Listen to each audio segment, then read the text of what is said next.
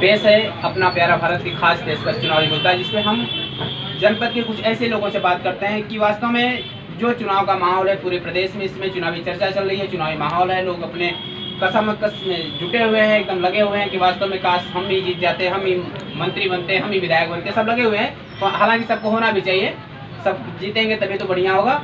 तो यहाँ पे हम इस मुद्दे पर, इस बैनर तले कुछ ऐसे लोगों से बात करते हैं कि जो वास्तव में राजनीति को बहुत नज़दीक से देखते हैं, समाज सेवा को बहुत ही नज़दीक से देखते हैं, जनपद की समस्याओं को बहुत नज़दीक से जानते हैं। हम बात करते हैं कि वास्तव में जनपद की क्या मुख्य समस्याएं हैं, उनके क्षेत्र की क्या मुख्य समस्याएं हैं। इसी क्रम में हमारे साथ औराई क्षेत्र के भाजपा के कार्यकर्ता, समाजसेवी शरद सोनकर जी हैं। हम उनसे बात करते हैं कि उनकी क्या प्राथमिकताएं होंगी और फिर उनकी सरकार के बारे में क्या, और आगे चुनाव को लेकर क्या उनको कहना है। हमारी सरकार की प्राथमिकता है, इसके पहले का जो कार्यकाल था सफल कार्यकाल था। हमारी सरकार निष्पक्ष और स्वतंत्र समाज को एक आईना दिखाया, सुशासन की सरकार प्रदेश में दिया, हर विधानसभा में विकास की गंगा बहाया। हमारी प्राथमिकता है, यदि मुझे औराई विधानसभा में भारतीय जनता पार्टी का कार्यकर्ता हूँ, टिकट के लिए मैं भी लगा हूँ। हमें अगर मौका मिला ठीक है, नहीं मिला तो जिसे भी पार्टी प्रत्याशी घोषित किया, मेरा उद्देश्य होगा कि उसको जिताने का कार्य करूंगा, ईमानदारी से कार्य करूंगा। इसके पहले मैं ये कार्य कर चुका हूं। हमें कुछ मिले न मिले, लेकिन राष्ट्र हित में कमल खिले।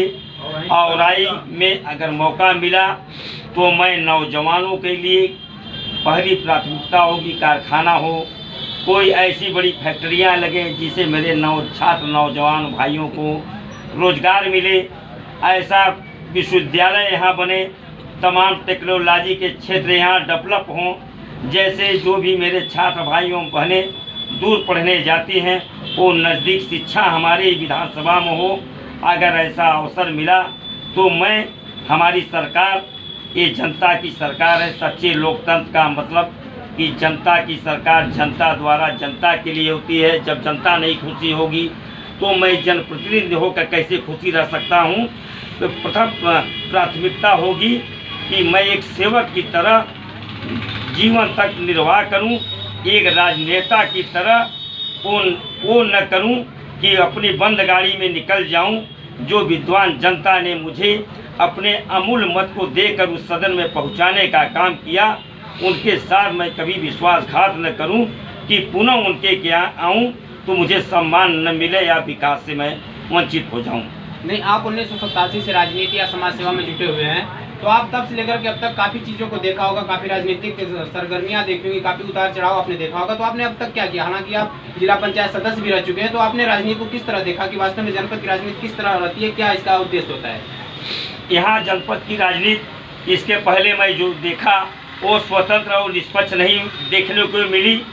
आज सन 14 से जब देश में भारतीय जनता पार्टी की इस बार सरकार बनी, सन 17 में उत्तर प्रदेश में भारतीय जनता पार्टी की सरकार बनी, तो ये देखने को मिला कि ये सुशासन की सरकार है, कानून का सरकार है, कि अब कानून की सरकार में हर आदमी सुरक्षित रहेंगे, अपराध का ये प्रयोगशाला नहीं बनने दिया जाएगा, हमारी बहन बेटियां सुरक्षित रहेंगे, हमारी व्यापारी बंधु सुरक्षित रहेंगे, नौजवानों को काम मिलेगा, बेरोजगारों को दाम मिलेगा, हमारी शिक्षा के क्षेत्र में आज 14 के पहले आज भारत की बेटियां ने पूरी दुनिया में परचम लहराया।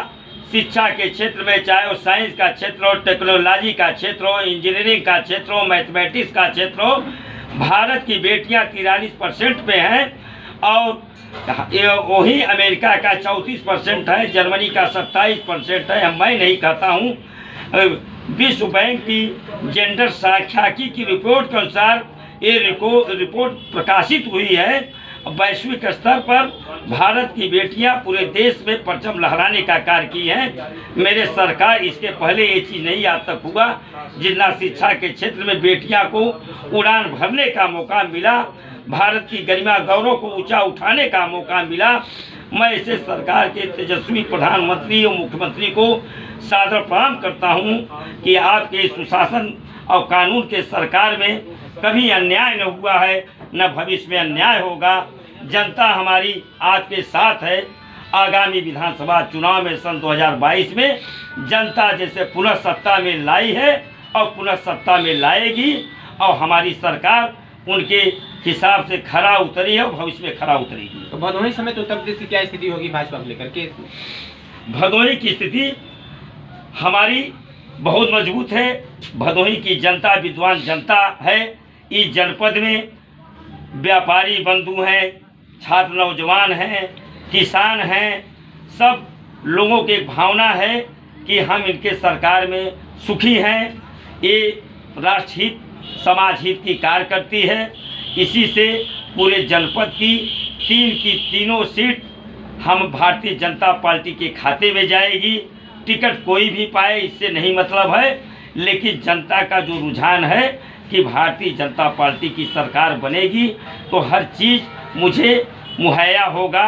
हम स्वच्छ रूप से राजनीति कर लेंगे, धंधा कर लेंगे, बिजनेस कर लेंगे। हमें किसी प्रकार का कोई गुंडा टैक्स नहीं देना होगा, अपराध से मुक्त रहेंगे। ये मेरे सरकार की प्राथमिकता होगी। जैसा कि सर सोनकर जी ने बताया कि वास्तव में इनको पूरा विश्वास है कि भदोही समेत पूरे प्रदेश में भाजपा की बम्पर लहर होगी, बढ़िया जीतेंगी। अभी तो आने वाला समय बताया कि वास्तव में क्या होता है।